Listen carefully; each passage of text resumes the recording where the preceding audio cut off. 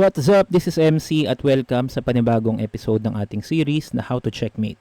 At welcome sa part 1 ng ating Queen versus Rook endgame. So dito, obviously, lamang yung side na may Queen, pero hindi yan ganun kadali. Ito ay nangyari sa pagitan ni Magnus at Nepo ng 2 beses. Sa unang pagkakataon, I think si Nepo yung may Queen at si Magnus yung may Rook. At hindi na checkmate ni Nepo si Magnus at umabot sa 50 move rule. O, alam nyo ba yung 50 move rule? Ito yung rule na nagsasabi na kapag walang pawn movement at walang capture na nangyayari, ibig sabihin kasi nun walang progress, yun ay pwede nang i-declare na draw or i-claim ng isang side na draw. At syempre, yung mag-claim ng draw doon, yung side na may rook. Kasi kung ikaw yung side na may queen, syempre gusto mo ipanalo yon. So, hindi na-achieve ni Nepo yon.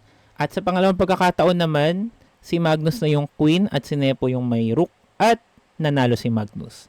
Hindi niya na-checkmate si Nepo kasi nag-resign na bago ma-checkmate. So, nangyayari talaga siya sa game. So, nangyari nga siya sa pagitan ng dalawang tao ng 2 beses, di ba?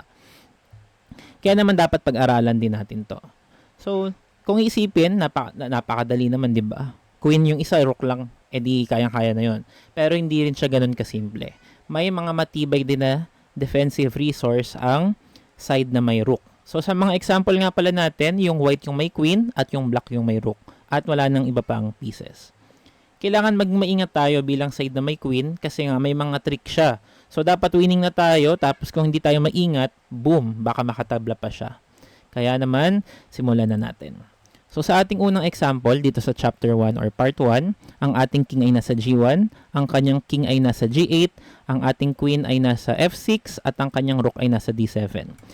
Very natural na approach natin ay dadalhin yung king natin sa G6 kasi nga, yung queen natin hindi naman yan makaka-checkmate mag-isa.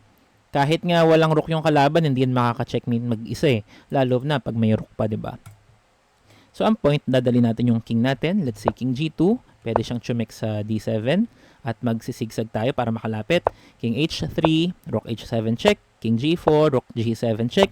King H5, rook H7 check. And then King G6. At dito bilang white, baka proud na tayo. Nalapit ko na yung king ko. Malapit ka na ma-checkmate. Like Queen D8, checkmate ka na.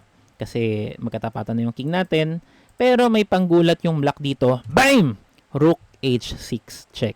So, hindi pwedeng ilagan. Let's say King G5 kasi makakapture yung queen natin. So, very natural dito kakapturein natin yung rook. At libre yung rook. So, ano nga naman bang problema dyan? Ang problem dyan, stalemate. At kapag stalemate, tabla. So, paano yung naging stalemate? Lahat kasi ng pwedeng puntahan ng king ay covered ng white, pero hindi siya under check. So, 5 sa pwede niyang puntahan, yung F8, F7, G7, H7, H8 pala, covered ng queen. Tapos yung H7 naman covered ng king natin. Or kahit yung king natin ay nasa G6, magiging tabla pa rin yan. At hindi lang yan dyan nangyayari. Kahit i-move natin yung lahat sila ng 1 square to the left, or i-rotate natin yung board, i-flip natin, i-mirror natin, tabla pa rin. So, lagi kayong mag-iingat sa ganyang configuration or pattern. Kasi, very sad story.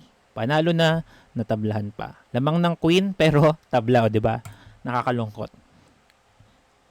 Kaya, aaralin pa natin yung iba pang mga techniques. Ito lang yung covered ng ating part 1 at kita-kits sa part 2.